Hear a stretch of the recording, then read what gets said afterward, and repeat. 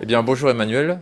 Bonjour à toi. Comment vas-tu? Après les 2 journées de salon, ça va. Là, un peu fatiguée, mais ça va.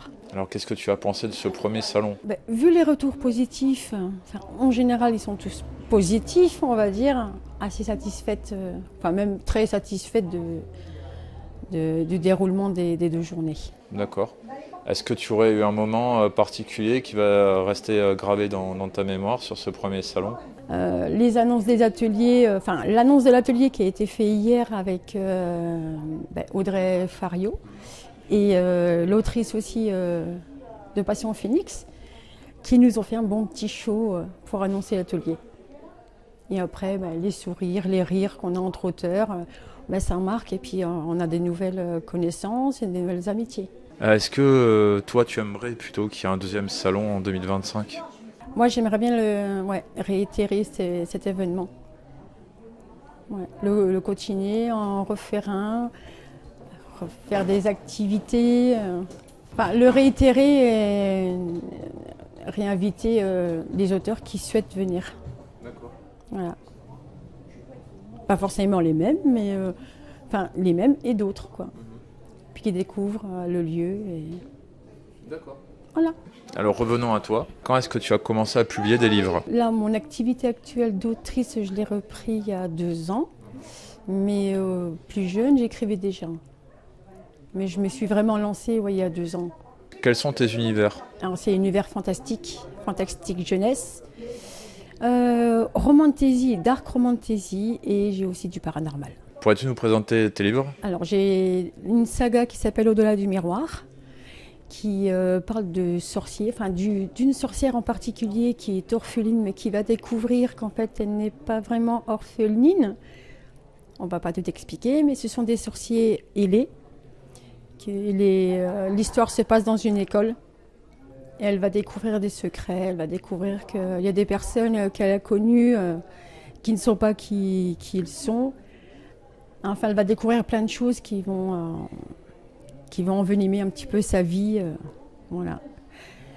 Il y a Rebelle. Alors, Rebelle, c'est une dark romantasy.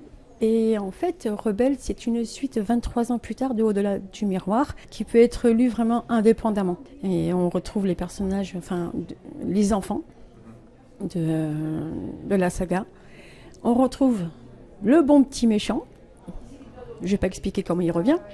Mais en fait, il se passe beaucoup de choses dedans. Donc, mais le mieux, c'est de le lire. D'accord. Les Griffes du Reptilion. Alors, les Griffes du Reptilion, c'est une histoire avec eux, en fait.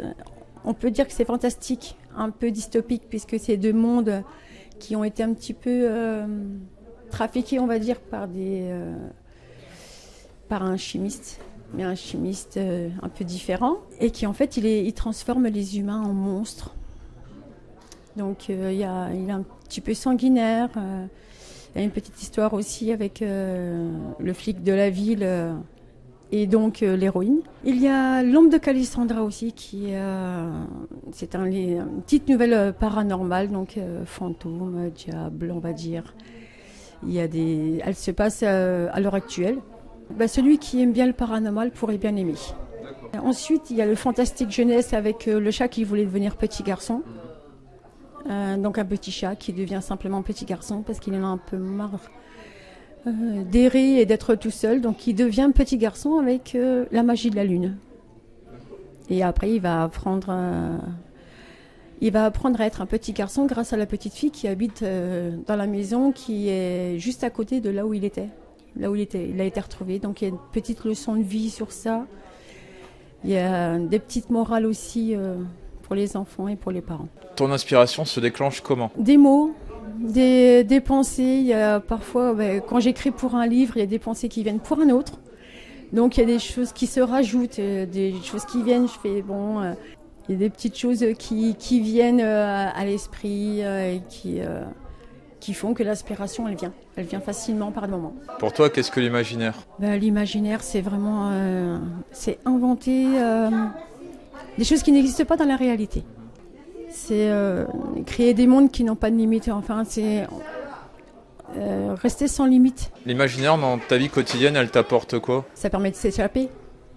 Ça permet de sortir du monde actuel parfois et de penser à autre chose. Où on peut te suivre sur les réseaux? Alors on peut me suivre sur Facebook, sur mes pages auteurs au nom de EB May et aussi au nom de Emmanuel Barbet-Maillette. J'ai mes 2 pages auteurs et aussi sur Instagram simplement sur Emmanuel Maillette. D'accord. Quel message aurais-tu à dire aux auteurs et autrices qui sont venus pendant ce week-end? Alors j'aimerais les remercier vraiment chaleureusement de leur venue, de leur accueil aussi, puisque on les a accueillis, mais eux aussi nous ont accueillis. Et j'espère qu'ils reviendront la prochaine fois. Et quel message aurais-tu à dire aux abonnés de Zone Imaginaire qui te découvrent dans qui t'écoutent surtout depuis tout à l'heure? Découvrez mes romans. D'accord. Quels sont tes prochains événements? Mes prochains événements, j'ai le salon qui est événement de salon. Il y a le salon du Sijan qui est le 2 novembre. Il y a le marché de Noël près de Limoux.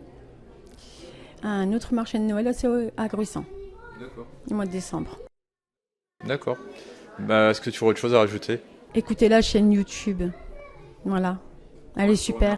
Moi, je te remercie pour tout ce que tu as fait aujourd'hui parce que j'ai passé un super week-end en espérant te revoir prochainement dans un salon, sur un stand ou au 2e salon du livre de La Palme. Ce sera avec plaisir.